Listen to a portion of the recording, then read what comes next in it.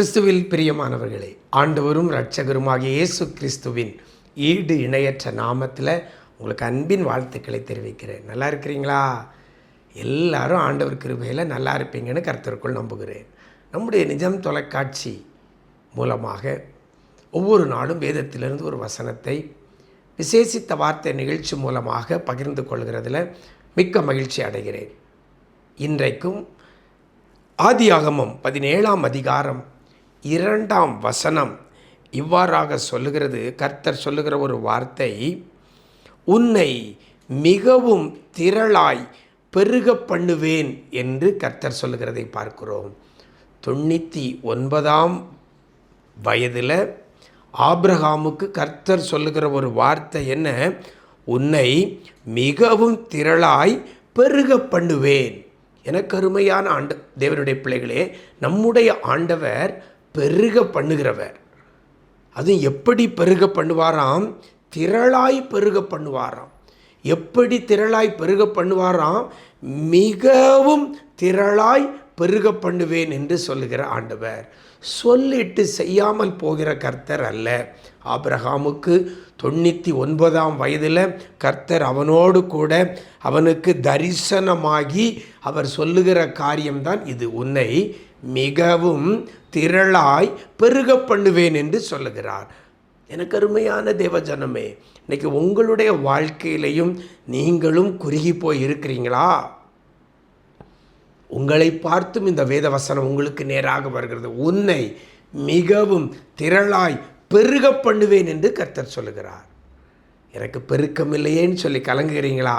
உங்களுக்காகத்தான் இந்த வார்த்தை இன்றைக்கு கர்த்தர் இந்த வேதவசனத்திலிருந்து உங்களோடு கூட பேசுகிறார்.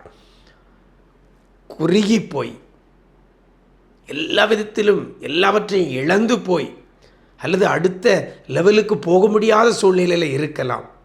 ஒரு மந்த நிலைமையில் அல்லது ஒரு தேக்க நிலைமையில் இருக்கலாம். உங்களுடைய தொழில், உங்களுடைய வியாபாரம், உங்களுடைய கையின் பிரயாசம், உங்கள் எதிர்காலம், உங்களுடைய வேலை காரியங்கள், ஏன் ஆவிக்குரிய காரியங்கள் கூட அப்படியே ஒரு தேக்க நிலைமையில் கூட இருக்கலாம். எவ்வளோ நாளாக இதே ஸ்டேட்டஸில் தான் இருக்கிறேன், இதே நிலையில் தான் இருக்கிறேன் என்று சொல்கிறீங்களா?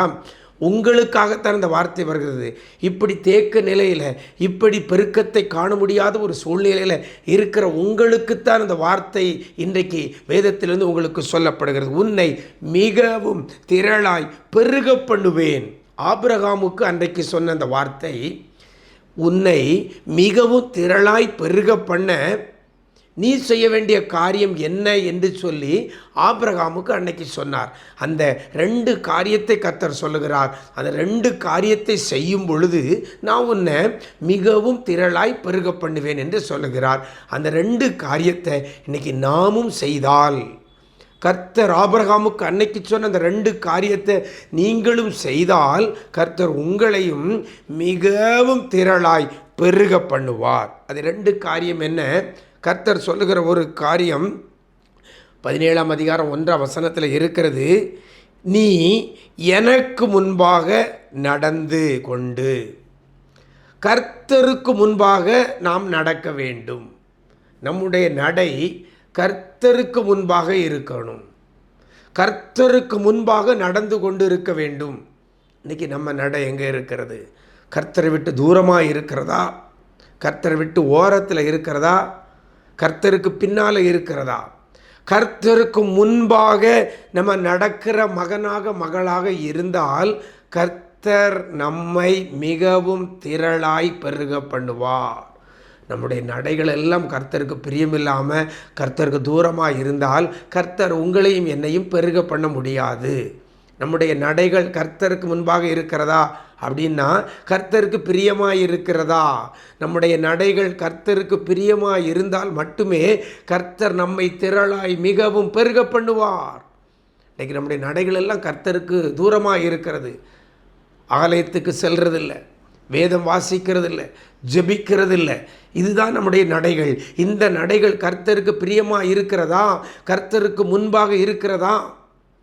சுய காரியங்களை செய்வதற்கு நம்ம காட்டுகிற பிரயாசம் எவ்வளவோ இருக்கிறது. ஆனால் கர்த்தருக்கு எடுத்த காரியத்தில் நம்முடைய நடைகள் இருந்தால் நம்முடைய காரியங்கள் அதிலே செயல்படுவதற்கு நம்ம முயற்சி அதிகமாக இருந்தால் அதுதான் கர்த்தருக்கு முன்பாக நடக்கிற நடை. இன்னைக்கு உலகத்துக்கு ஒத்த வேஷம் தரித்து கொண்டு நம்ம போய் கொண்டிருக்கிறோம்.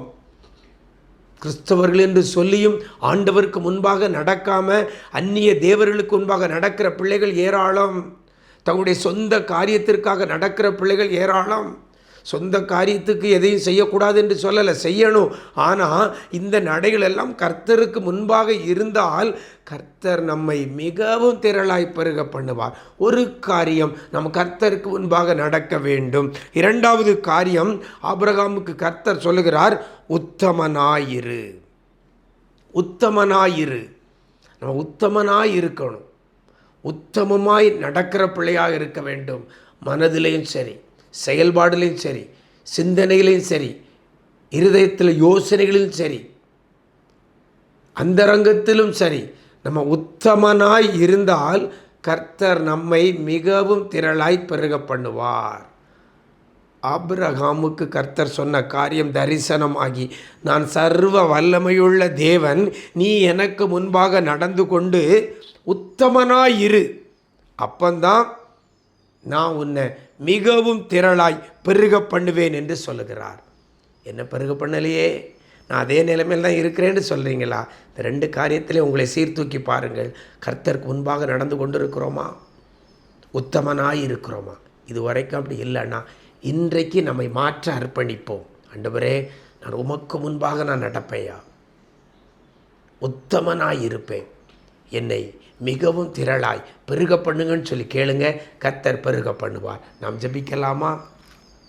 நேசிக்கிற நல்ல பிதாவே, ஆசீர்வதிக்கப்பட்ட நல்ல நாளிலே கூட ஆண்டவரே, ஆபிரகாமுக்கு கொடுத்த தரிசனத்திலே கொடுத்த இந்த வாக்குத்தத்தத்தை இன்றைக்கும் நாங்கள் தியானிக்கவும், நாங்களும் அதே ஆசீர்வாதத்தை பெற்றுக்கொள்ள ஆபிரகாமுக்கு சொன்ன அந்த ரெண்டு காரியத்தையும் நாங்கள் செய்ய அர்ப்பணிக்கிற ஒவ்வொரு பிள்ளைகளையும் என் ஆண்டவர் மிகவும் திரளாய் பெருக பண்ணும்படியாய் ஜெபிக்கிறோம் ஐயா. சரீர ஆரோக்கியத்தில் பெருக பண்ணுங்க, குடும்ப சமாதானத்தில் பெருக பண்ணுங்க, கையின் பிரயாசத்தில் பெருக பண்ணுங்க, பொருளாதாரத்தில் பெருக பண்ணுங்க, வியாபாரம், தொழில், விவசாயத்தில் பிள்ளைகளை பெருக பண்ணுவீராக. என் தேவன் நீர் செய்ய போகிறதற்காய் உமக்கு நன்றி சொல்லுகிறோம் ஐயா. ஆண்டவரே, ஆவிக்குரிய வாழ்க்கையில் பிள்ளைகளை பெருக பண்ணுங்கப்பா. ஆவிக்குரிய காரியங்களில் பிள்ளைகளை நீங்கள் பெருக பண்ணுங்க, அபிஷேகத்தில் பெருக பண்ணுங்க, கிருபையில் பெருக பண்ணுங்க, வரங்களில் பெருக பண்ணுங்க. ஆண்டவரே, எதில் பிள்ளைகள் குறைவோடு இருக்கிறாங்களோ, எதில் பிள்ளைகள் பெருக்கத்தை காணாமல் இருக்கிறாங்களோ, அந்த காரியத்தில் மிகவும் திரளாய் பிள்ளைகளை பெருக பண்ணுவீராக. உமக்கு முன்பாக நடந்து கொண்டு உத்தமனாயிருக்க அர்ப்பணித்த ஒவ்வொரு பெரியோர் சிறியோர் அத்தனை பேரையும் மிகவும் திரளாய் என் தேவனீர் பெருக பண்ண போகிறதற்காய் நன்றி செலுத்துகிறோம். இந்த நாளிலும் கூட பிள்ளைகளை முழுவதுமாக உடைய கரத்தில் கொடுக்குறோம். பிள்ளைகள் செய்கிற எல்லா காரியத்தையும் வாய்க்க பண்ணுங்க, பெருக பண்ணுங்க. பிள்ளைகள் எடுக்கிற முயற்சி எல்லாவற்றையும் பெருக பண்ணுங்க. நன்மையும் கிருபையும் தொடரட்டும். இரத்த கோட்டைக்குள்ளே மறைத்து கொள்ளுங்க. பிள்ளைகள் துக்கம் எல்லாம் சந்தோஷமாய் மாற பண்ணுங்க. இரத்த கோட்டைக்குள் மறைத்து கொள்ளுங்க. மீட்பர் இயேசுவின் மூலம் ஜெபிக்கிறோம் நல்ல பிதாவே. ஆமேன், ஆமேன். பிரியமானவர்களே, கர்த்தருக்கு முன்பாக நடங்க, உத்தமனாயிருங்க. கர்த்தர் உங்களை மிகவும் திரளாய் பெருக பண்ணுவார். அப்படிப்பட்ட கிருபை கர்த்தர் உங்களுக்கு தருவாராக. God bless you.